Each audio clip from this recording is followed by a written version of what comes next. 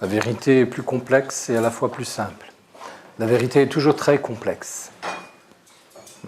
Pour que la moindre molécule, le moindre atome existe, c'est extrêmement complexe. Mais en même temps, c'est très simple.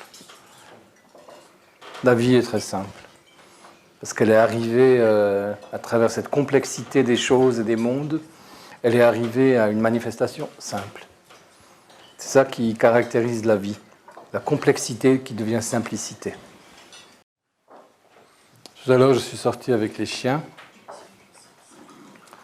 Parce que je me suis dit, tiens, cette année, tu n'es pas encore allé voir les fleurs roses du fond du parc.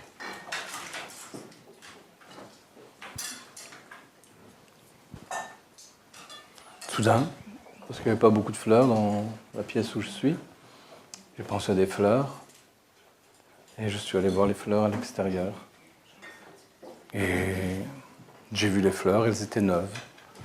Elles étaient neuves, elles étaient vivantes. Une partie avait subi un peu de l'orage, donc il y avait toutes sortes de pétales par terre et une moitié encore sur les arbustes.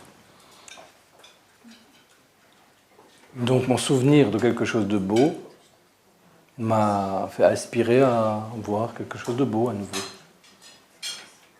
Et j'ai suivi cette aspiration jusqu'au fond du parc.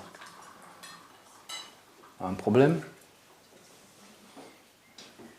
C'est lié à quelque chose que je vois. Il y a un environnement particulier, une idée me vient, je regarde cette idée, et je vois que ce n'est pas une exigence, que ce n'est pas une insatisfaction en moi, que c'est juste une pensée qui passe, à la limite une belle pensée qui passe. Alors je me lève et je vais voir. Et si j'arrive au fond du parc et que toutes les fleurs sont mortes, j'en suis pas insatisfait, j'en souffre pas. Et je me dis simplement, tiens, cette année, les fleurs sont mortes un peu plus tôt. Et je rentre chez moi. Si tout reste dans la sérénité comme ça, tu vois, tout ça fait partie de la vie réelle. Par contre, si j'ai une exigence, si j'ai le désir de ça absolument, si ça me rend insatisfait de ne pas le retrouver ou de le trouver, là j'ai un problème. Oui. J'ai ce problème de mon insatisfaction à ce moment-là qui va me rendre toujours plus insatisfait de toute façon. Par contre, je peux avoir des aspirations. Et la caractéristique des aspirations, c'est quelque chose qui ne me quitte pas.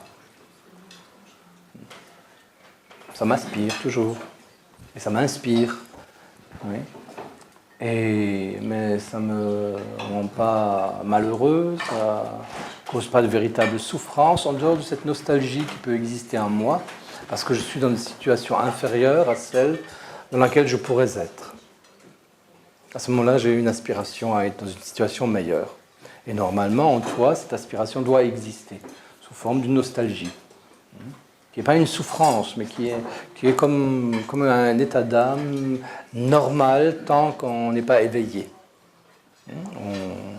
On doit avoir en soi, et c'est ça qui fait qu'on suit un chemin, cette espèce de nostalgie ou cette aspiration vers la lumière, vers l'amour, vers une forme de clarté, de compréhension ou de sagesse ou de réalisation, quelque chose comme ça. Et ça, c'est normal.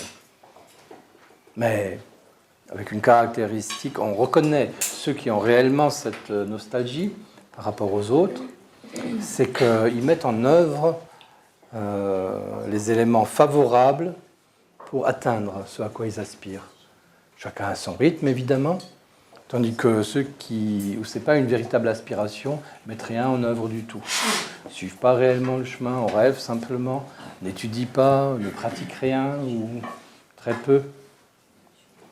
Ça signifie qu'en réalité, ils sont pas encore en contact avec leur véritable aspiration et il y a beaucoup trop de voiles qui les empêchent d'y accéder, donc ils ont des insatisfactions par rapport à tout le reste. Et ils essaient toujours de répondre, de se satisfaire à l'endroit de leurs insatisfactions.